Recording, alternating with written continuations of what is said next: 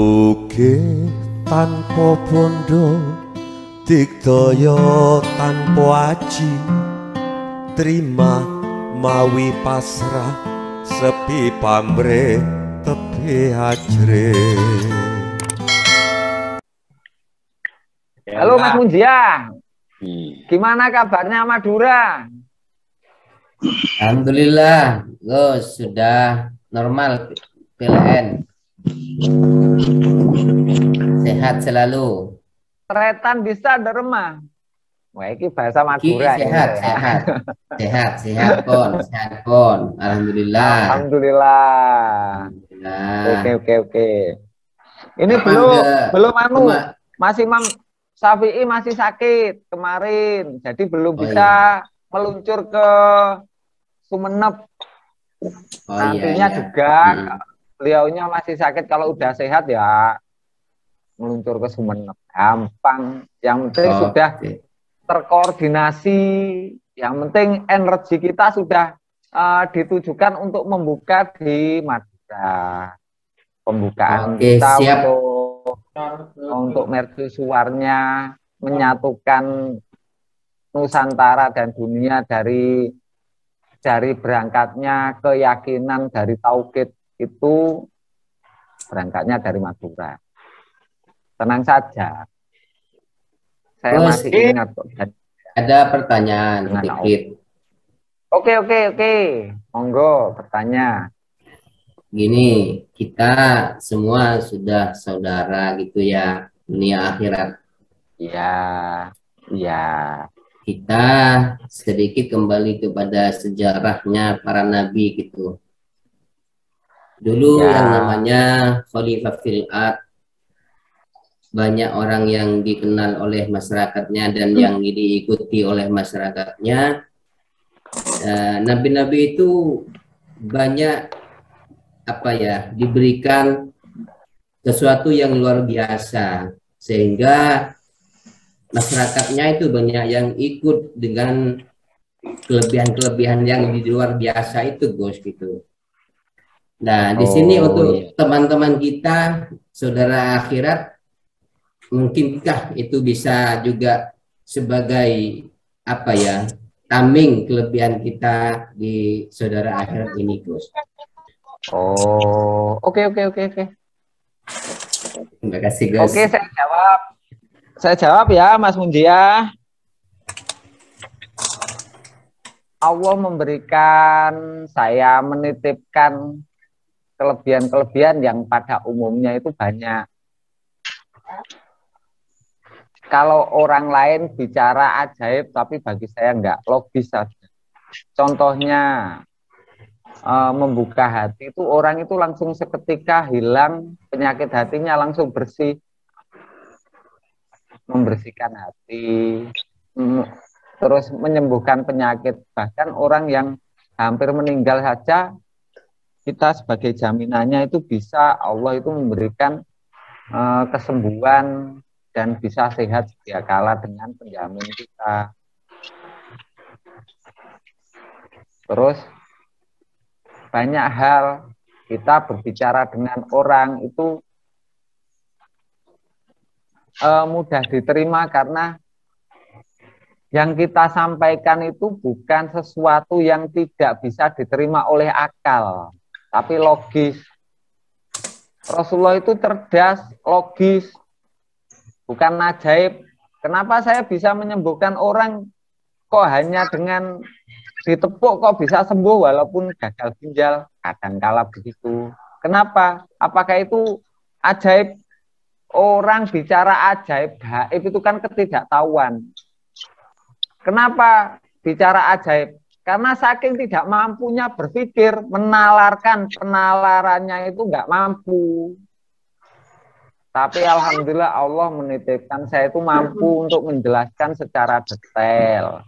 Contohnya, orang itu menderita rasa sakit pada jasadnya,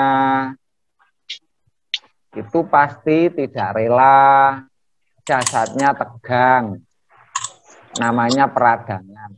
Entah peradangannya pada organ tubuh atau sel-sel ototnya.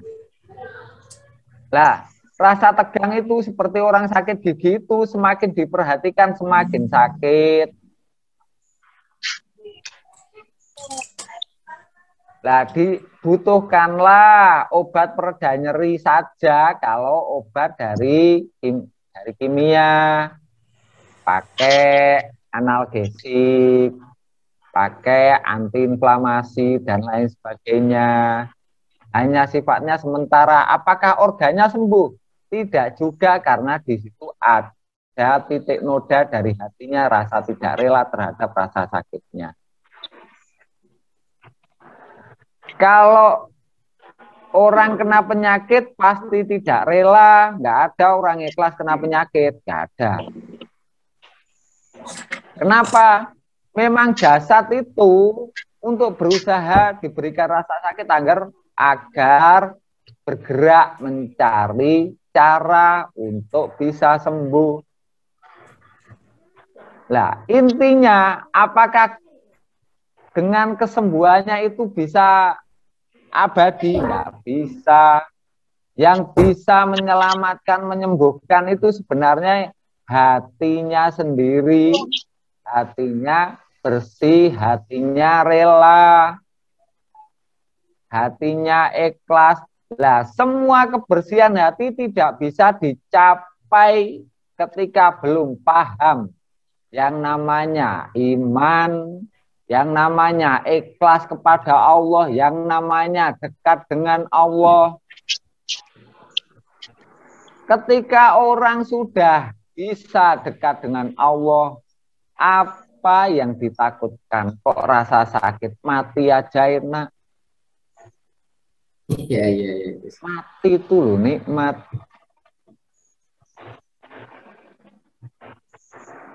Orang sakit itu kan karena belum rela aja. Belum rela terhadap deritanya. Jadi nggak apa-apa karena belum kenal dengan Allah. Disitulah Allah memberikan kelebihan kita untuk modal tablek, saling berinteraksi dengan orang lain. Kita diberikan kelebihan yang banyak. Coba digali, nanti diterapkan, membuka kepada orang lain atau bagaimana, belajarlah dari apa yang sudah saya sampaikan, dibuka-buka itu video-videonya, nanti sudah paham cara membuka gimana, nanti akan terpana. Ternyata kita itu tidak merasa bisa, tapi kok Allah memberikan kemudahan. Disitulah orang iman itu yang memberikan kemudahan bukan karena dirinya, tapi Allah sendiri.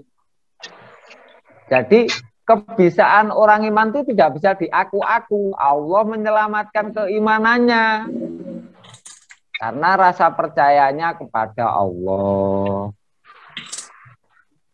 Paham Mas Munjia? Ya, paham Gus. Cuma gini Gus, alhamdulillah saya sekeluarga sudah saya mencoba sendiri, walaupun tidak sama seperti Gus, sudah saya lakukan sama keluarga, sama anak saya. Cuman di sini kami kesulitan untuk mengajak orang karena di Sumeneb itu rata-rata masih apa ya, masih kuat tradisi-tradisi yang selama ini sudah menjadi kenyamanan di masyarakat, seperti kita sangat percaya sama kiai gitu. Nggak apa-apa, orang percaya sama kiai nggak apa-apa ya, silahkan percaya sama kiai nggak apa-apa. Jadi kita itu nggak ada hubungannya dengan orang fanatik kemana-kemana, itu nggak masalah. Kita itu cuma mencari saudara saja kok, dari rasa percaya kepada Allah, bukan rasa percaya terhadap kita. Nah, kalau kita itu ada bersitan ingin dipercayanya, itu yang cacat. Iya. Orang kalau percaya saya, Iya, iya. Kalau saya menyampaikan, misalkan saya sendiri masih belum masih belum menguasai tentang keimanan, katakanlah seperti itu, dan kami menyampaikan kepada orang, apakah itu tidak dikatakan apa ya Gus? Ya, sebuah hal yang melampaui gitu. Ya enggak. Lah saya sudah mempercayai jenengan. Ya tanya saja pada saya atau hadapkan orang yang ketika kamu tidak bisa ya tanya saya, Mbah No. Ada banyak saudara yang lain, semuanya bisa.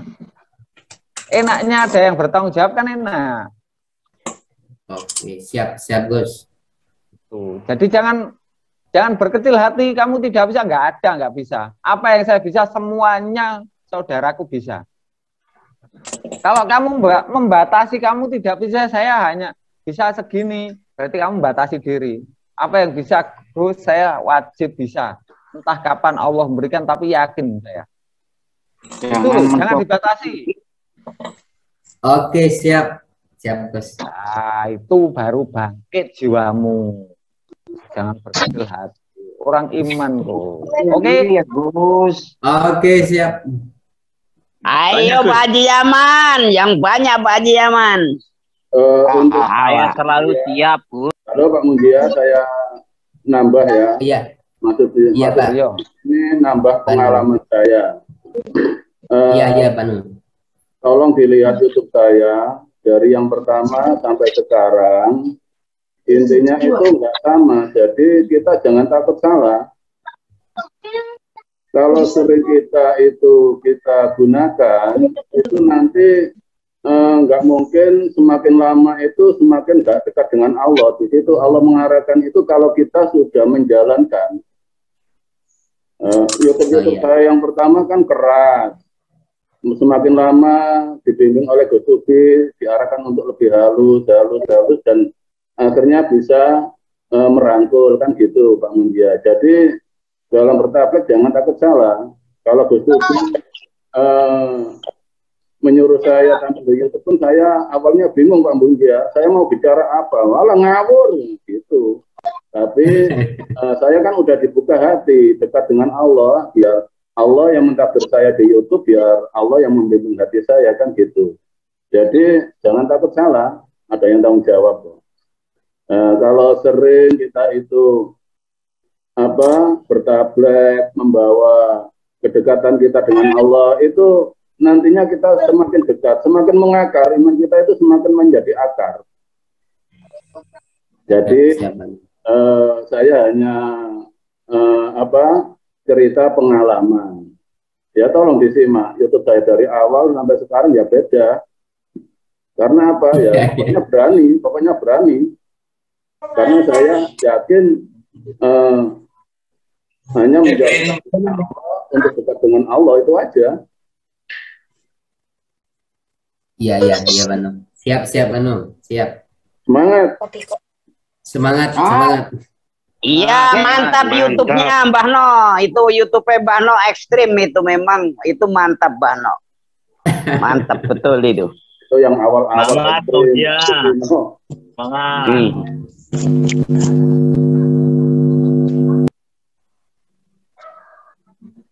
Jadi Zoom ini untuk konsultasi persaudaraan kita sesama makmum di dalam melaksanakan tablet itu di lapangan gimana, baru curhat di media Zoom ini. Saya kok ngalami gini, Gus, saya ngalami gini, nah, itu nanti dibimbing. Kalau saya memang langsung selalu dekat dengan bukti, sedangkan saudara-saudara dunia akhirat banyak yang jauh. Caranya gimana menyambung untuk menata hati kita, tablet kita? Ya lapor pada pembimbing. Intinya dalam seperti yang diutarakan Gus Tubi, sesudah dibuka hati, udah pasti iman, tinggal kita melakukan. Nah dalam melakukan ini kita butuh bimbingan, itu aja. Lost goal aja. Mantap. Siap. Monggo, Gus. Oke, Mbak Nosip, kula wis seneng. Pokoke kula niku belajar dari jenengan-jenengan barang. Guruku bahasa Arab. Mbak No itu guru saya bahasa Arab. Untuk bahasa Madura Pak Mundia.